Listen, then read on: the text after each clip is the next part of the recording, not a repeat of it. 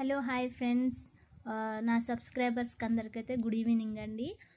Thank you అండి, thank you so much. మీరందరూ నా వీడియోస్ని చూస్తూ నన్ను ఆదరిస్తున్నారు అనుకుంటున్నాను.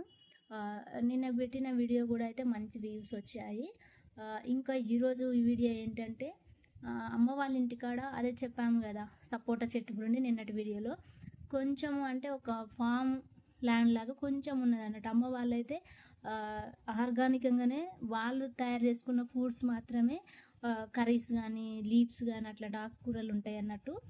చాలా తక్కువ బయట మార్కెట్లో కొంటారు. అమ్మ వాళ్ళకి అగ్రికల్చర్ ఉండి కూడా పెస్టిసైడ్స్ చాలా తక్కువ యూజ్ చేసుకుంటూ పంటలు పండిస్తారు అన్నట్టు. సో ఎస్పెషల్లీ ఏంటంటే మేమైతే వీక్లీ వెళ్తాము. వెళ్ళినప్పుడైతే విలేజ్ నుండి కూరగాయలు, రైస్ కూడా తెచ్చుకుంటాం అత్తమ్మ వాళ్ళ దగ్గర నుంచి, అమ్మ వాళ్ళ దగ్గర నుంచి. సో అక్కడ చూపించిన దాంట్లో చూడండి, చిక్కుడుగాయల చెట్లు ఉన్నాయి, టమాటా చెట్లు, ఇంకా మా మామిడి చెట్టు కూడా పూతలు మంచిగా పూస్తుంది. ఇవన్నీ వీడియోస్ బాగున్నాయండి. మీరందరూ నన్ను ఆదరించండి, సపోర్ట్ చేయండి. Thank you so much.